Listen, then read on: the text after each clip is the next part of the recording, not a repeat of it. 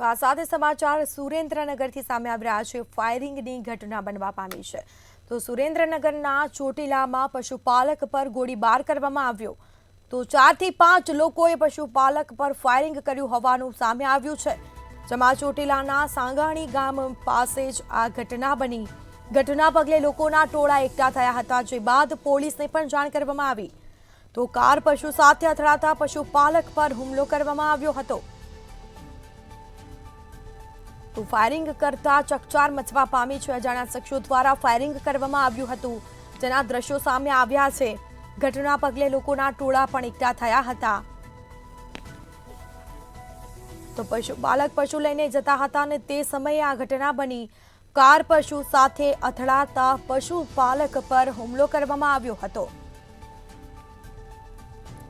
તો આ મામલે પોલીસ કાફલો પણ ઘટનાસ્થળ પર આવી પહોંચ્યો હતો।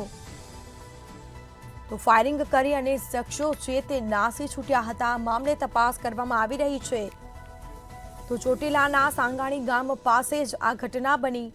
ફાયરિંગ કરવામાં આવ્યું હતું, અજાણ્યા શખ્સો દ્વારા ફાયરિંગ કરવામાં આવ્યું। ન જેવી બાબતે ફાયરિંગ કરવામાં આવ્યું છે। પશુપાલક પશુ લઈને જતા હતા અને તે સમયે ઘટના બની, જેમાં કાર પશુ સાથે અથડાતા પશુપાલક પર હુમલો કરવામાં આવ્યો હતો, ફાયરિંગ કરવામાં આવ્યું હતું। તો સુરેન્દ્રનગરના ચોટીલામાં પશુપાલક પર ગોળીબાર કરવામાં આવ્યો। 4 થી 5 લોકોએ પશુપાલક પર ફાયરિંગ કર્યું હોવાનું સામે આવ્યું છે। અજાણ્યા શખ્સો દ્વારા ફાયરિંગ કરવામાં આવ્યું અને ફાયરિંગ કરી અને શખ્સો નાસી છૂટ્યા હતા। વધુ વિગતો સાથે સંવાદદાતા સચિન પીઠવા ફોનલાઈન પર જોડાઈ ગયા છે। જી, સુરેન્દ્રનગરના ચોટીલામાં પશુપાલક પર ગોળીબાર કરવામાં આવ્યો છે। પોલીસે કયા પ્રકારની કામગીરી હાથ ધરી છે, શું વિગતો? જી, જો વાત કરવામાં આવે તો એક તરફ સુરેન્દ્રનગર જિલ્લામાં કાયદો અને વ્યવસ્થા ખતરી હોય તેવું લાગી રહ્યું છે, જેમાં ચોટીલાના સાંગાણી નજીક પશુપાલક પશુને કાર સાથે અથડાતા નજીવી બાબતે ફાયરિંગ 4 થી 5 શખ્સો દ્વારા ફાયરિંગ કરવામાં આવ્યું હતું। ડીવાયએસપી સહિતનો પોલીસ કાફલો ઘટના સ્થળે પહોંચીને વધુ તપાસ હાથ ધરી છે।